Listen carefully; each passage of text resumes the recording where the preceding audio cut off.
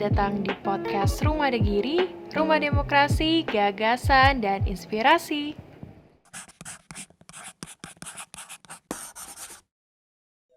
Halo teman-teman podcast Rumah Degiri, balik lagi di podcast Rumah Degiri bersama saya Sela Ivanka, dan saat ini saya bersama dengan Mbak yang cantik rupanya, yaitu Mbak Emi. Halo Mbak Emi, apa kabar? Baik juga, kabar baik Mbak. Oke, mungkin bisa agak sedikit dekat nih dengan mic-nya biar oke. suara indahnya terdengar. Oke, gimana kabarnya hari ini? Baik, pasti. Baik, alhamdulillah Mm-mm. baik dan sehat. Sehat. Kesibukannya akhir-akhir ini masih sibuk untuk produksi atau seperti apa nih? Ya, produksi masih tetap Mbak. Hari Mm-mm. ini tadi habis goreng juga, di rumah juga produksi bagiannya masih lanjut. Berarti kalau misalnya goreng dan sebagainya tuh dari pagi berarti? Atau subuh atau? Ya, habis sholat subuh kadang-kadang sudah mulai Produksi. ya. Berarti pagi banget ya untuk produksinya. Sehingga nanti kalau misalnya ada yang membutuhkan di pagi hari gitu sudah ready gitu ya? Alhamdulillah. Luar biasa. Mbak Emi ini bisnisnya sudah sejak kapan nih? Kalau boleh tahu. Bisnis olahan ini mulai tahun 2018. 2018. Ya. Bermula dengan yang mana dulu nih? Yang Bermula awalnya. olahan keripik Mbak. Olahan keripik. Keripik pisang, keripik bote itu tales itu, nah, keripik singkong. Ya lama-lama Punya kita produk baru. Produk baru Bagia itu Bagia. saya lihat kok sangat baik untuk oleh-oleh khasnya Banyuwangi. Jadi saya belajar bikin Bagia itu. Ya, Oke. alhamdulillah. Ini kenapa memilih untuk jualan keripik pisang waktu awal-awalnya? Apakah di rumah banyak pisang atau gimana? Atau keahliannya emang bikin keripik nih? Awal-awal itu belajar bikin keripik pisang kok dirasa-rasa kok enak, banyak pujian. Jadi coba kamu bikin keripik pisang itu untuk dijual gitu. Coba ya. Berarti alhamdulillah. iseng-iseng Iya, dulu. aja. Iya, iseng-iseng. Buat makan sendiri Iya. gitu. Dikasih masukan, kasih gini, belajar gini ya, alhamdulillah. Lancar Lancar. gitu. Tapi Mbak Emi ini emang basicnya dulu bisnis atau dulu punya pekerjaan lain atau dulu ibu rumah tangga nih? Saya sebelum belajar produksi ini saya seorang perias Mbak. Oke. Dari tahun 1995 saya itu jadi perias dulu. Ya dengan bergulirnya waktu mungkin sudah waktunya berganti dengan yang muda-muda. Sekarang udah tua. Jadi Pensiun. belajar bikin olahan-olahan itu alhamdulillah jalan. Alhamdulillah lancar juga. Lancar. Tapi dari suami, dari keluarga mendukung gitu ya Mbak Emi untuk berbisnis sampai sekarang? Ya alhamdulillah. Awal-awalnya itu ya begitulah namanya perjuangan. Nah, jadi setelah dijalani, ya ditekuni, terus dikasih spot juga, ayo wes berangkat bareng-bareng.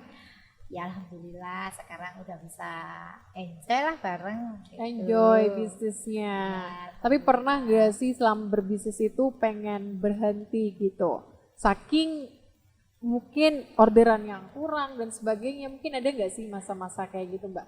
kadang-kadang ada. Kadang-kadang ada. Di samping kadang-kadang kurangnya modal kan juga, kurangnya orderan, apa enggak jodoh apa gimana kayak gitu ya. Lama-lama kita jalani, kita tekuni alhamdulillah Lancar lancar sampai saat sampai ini. saat ini. Waktu itu kan mulai awalnya keripik pisang, kemudian beralih atau menambah produk menjadi bagia. Tadi Mbak Emi nyampein kalau misalnya akhirnya belajar bikin bagia tuh. Iya, belajar bikin bagia Lama nggak proses pembelajarannya gitu waktu itu? selama 2 bulan. 2 bulan. Itu 2 pelatihan bulan. atau gimana Mbak? Proses dijual, diicipin kemana-mana kok belum enak, sampai diketemukan itulah alhamdulillah. Padahal ya awalnya yang ngasih pelajaran bagia itu udah enak, tapi kita mencoba sendiri hasilnya enggak seperti yang diajarin. Tapi terus belajar. belajar alhamdulillah. Sekarang ya dirasa mulai enak lah. Sudah bisa Menurut bersaing di pendapat. pasar Iya. kayak gitu. Dan terus ketemu sama ketua UMKM itu diajari bikin apa surat-surat Legalitasnya, izin, benar. iya legalitasnya itu PRT halal sama Pak Heru itu ketuanya UMKM Umami itu sebagai teman saya dulu teman sekolah jadi dikasih tahu gini ya alhamdulillah Lancar kayak gitu. Lancar. Soalnya kalau sekarang kan kita berbisnis bukan hanya enaknya doang ya kan, tapi dari segi packagingnya, legalitas dan sebagainya. Nah kita bahas packaging nih, Mbak Emi. Awal-awalnya itu emang packagingnya seperti ini atau punya packaging yang dulu yang berbeda? ya awal-awalnya plastik biasa jadul itu Mbak. Terus dicoba bikin standing food ya gimana biar tampil lebih baik. Lebih baik. Nah, awal-awal bahagianya juga gitu bikin packaging ya ala-ala desa lah sendiri. Terus ada pelatihan kan gitu pelatihan bikin packaging ya alhamdulillah terus dibikinkan dari rumah kreatif itu Mbak kotaknya langsung didesainkan alhamdulillah saya cetak alhamdulillah udah sekarang sudah berada di seluruh outlet oleh-oleh Banyuwangi Ada. Bagia Enjong. Enjong. Ya. Namanya Enjong kenapa nih? Ya, Enjong itu merek. Oh merek. Mereknya. Merek dagangnya. Untuk orang Banyuwangi Using yang ngerti Enjong itu di atas segala-galanya yang paling enak itu Enjong. Oh berarti ini adalah bagian terenak Nah, gitu. gitu. Itu Bagian maknanya, terenak, gitu. Iya, maknanya itu. Makna terselubung gitu Iya. di dalamnya. Mungkin kalau misalnya orang-orang yang nggak tahu mungkin kayak saya misalnya masih kurang fasih gitu dengan bahasa asing, mungkin melihat ini sedikit Apa unik itu kayak gitu Enjong, apa. ya? Tapi ini merupakan kayak pembelajaran baru. Jadi kalau misalnya turis datang gitu ataupun wisatawan datang mau beli kan sekalian nanya nih Enjong ini apa gitu. Sekalian Enjong. dapat kayak edukasi lah ya. Kalau ini adalah artinya terbaik, terenak lah. Terenak ya itu nama Enjong, Bagia Enjong. Bagia Enjong. Sekarang udah jual di mana aja? Di seluruh Banyuwangi, Seluruh Banyuwangi. sudah seluruh Banyuwangi di outlet oleh-oleh itu. Di Jember juga sudah di Surabaya, Malang, alhamdulillah. Di Situbondo juga ada.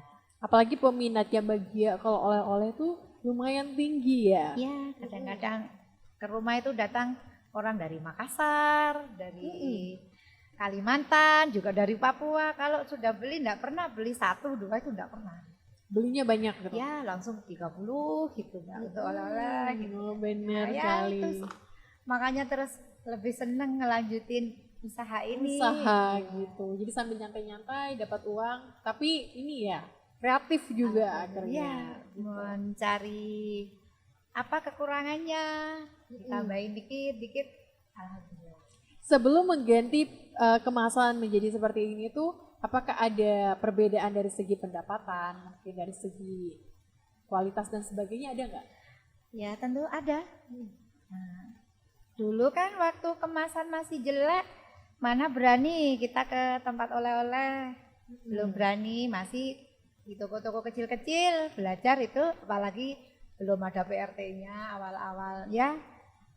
Kalau sudah ada PRT-nya mulai sudah berani ke toko oleh-oleh, dibilang sama ketua UMKM-nya itu, ya Pak Heru itu, sana ada pembukaan toko oleh-oleh, diisi, alhamdulillah, kok jalan. Terutama itu Mbak di Wong Using paling rame Bagia Enjong. Oh bener, jadi buat teman-teman podcast yang nonton hari ini tapi belum pernah nyobain Bagia Enjong, saya setelah ini kayaknya bakalan Harus makan nyoba nih. ini, harus nyoba nih Bagia Enjong yang katanya terenak banget nih. Iya, dari mereknya itu kan Dari terenak. mereknya terenak gitu ya. Jadi teman-teman mungkin kalau misalnya datang berkunjung ke Banyuwangi ataupun dari beberapa kota yang ada di Jawa Timur juga sudah tersedia gitu ya. Jadi ada Bagia namanya Enjong nih, nanti bisa lihat Di nih. Surabaya Kemasannya pun nggak warna sulit-sulit merah. sudah untuk mencari Bagia Enjong di Surabaya. Oke, jadi kalau nge-supply ke sana apa ngirim atau gimana, Mbak? Ya kita paket. Di paket. Emang Iya. sudah kerja sama dari Kerjasama. Iya. Benar, gitu. Sekarang itu packaging menjadi suatu hal yang penting ya Mbak ya. Iya, untuk tampil lebih menarik, lebih menggiurkan ya. Kalau kok packagingnya bagus, ini mungkin rasanya bagus kan gitu ya. Bener, kalau misalnya bayangin kita dulu masih dengan kearifan lokal yang dulu Iya, gitu ya, plastik biasa. plastik biasa, itu kan keamanannya juga nggak bagus gitu ya, Iya. karena cepat. Ini Cepet. minyaknya juga kelihatan gitu kan kalau Iya. misalnya pakai plastik yang biasa gitu. Sekarang kalau misalnya dulu jual pakai plastik biasa harganya berapa nih kalau keripik?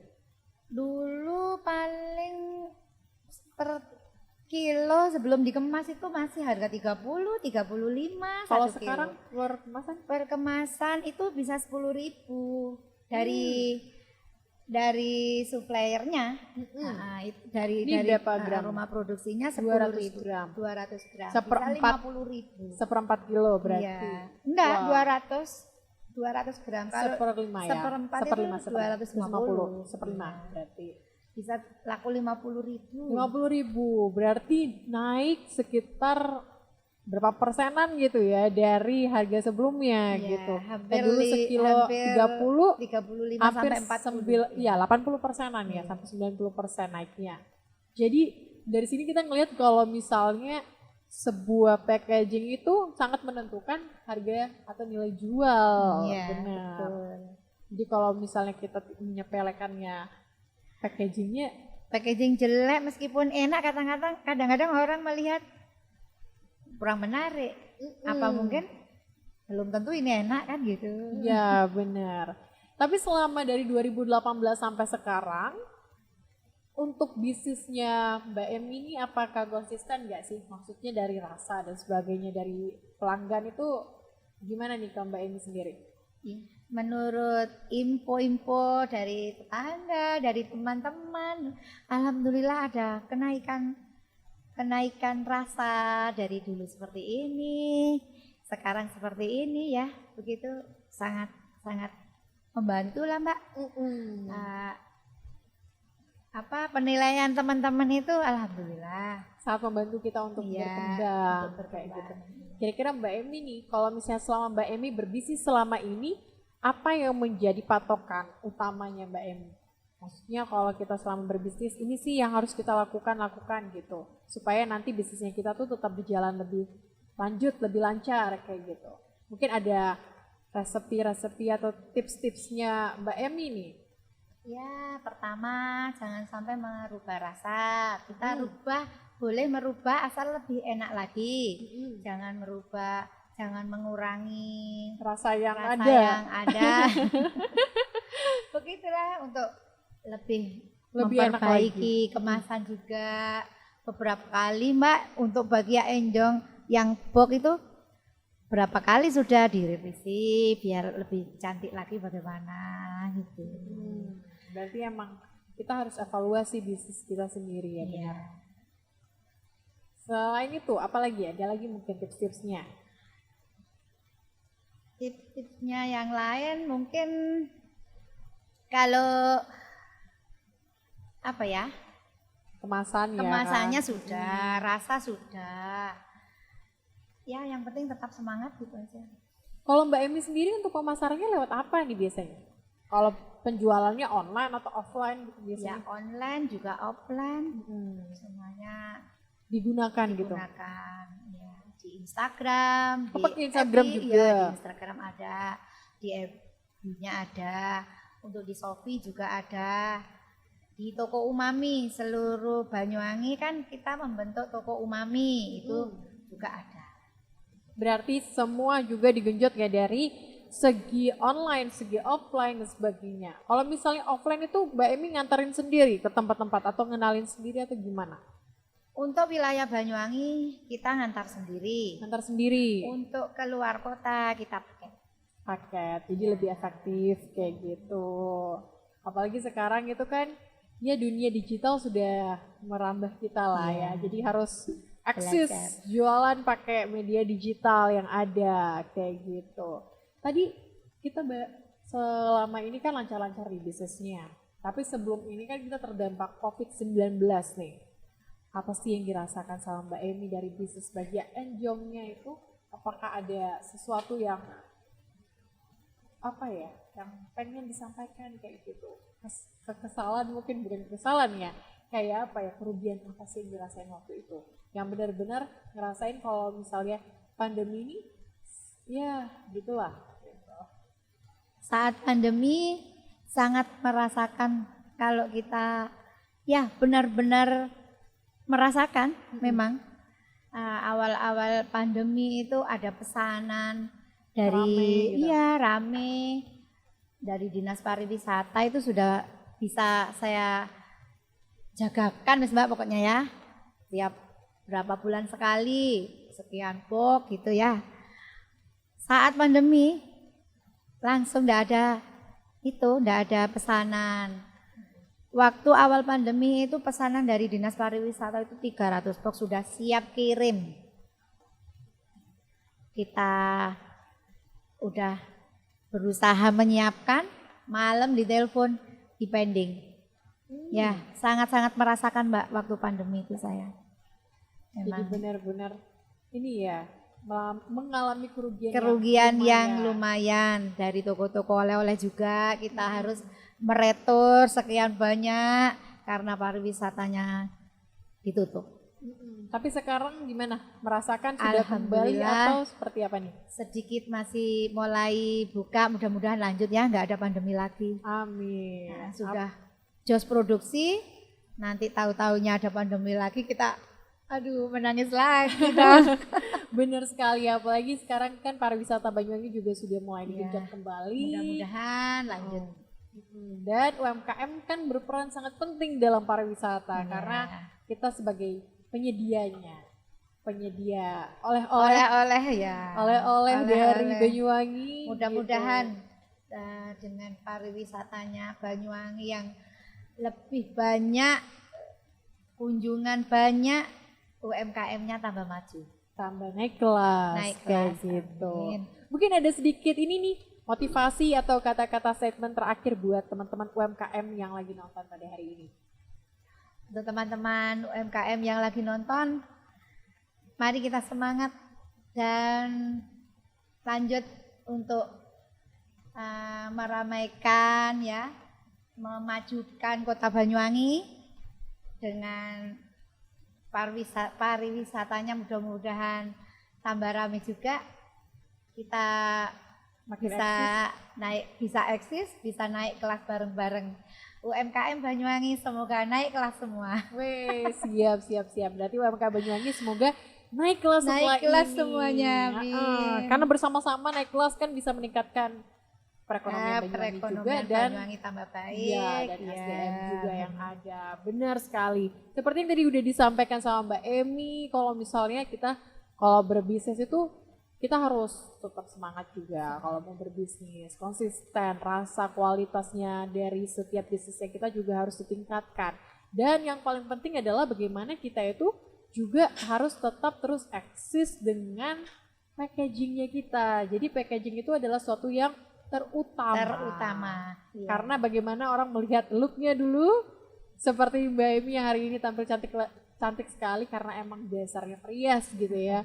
Bagaimana packaging kita itu dapat menjual gitu. Akhirnya rasanya juga mengikuti gitu. Bener Mbak Emi ya? Benar. Oke, Mbak Emi, thank you so much hari ini sudah menemani Celia di sini untuk podcast bersama podcast Rumah Digiri dan juga sharing-sharing ke teman-teman semuanya terkait dengan pengalaman, backgroundnya Mbak Emi dan juga bagaimana Mbak Emi tetap terus eksis dari 2018 hingga sekarang dan bagaimana Mbak Emi melewati masa-masa pandemi yang agak suram ya. Sampai sekarang akhirnya eksis kembali dan buat teman-teman podcast semuanya pesan dari Mbak Emi adalah bagaimana kita tetap terus eksis Dan naik kelas. Wah, terima kasih Mbak Emi. Sama-sama. Semoga lancar terus bisnisnya setelah ini. Amin.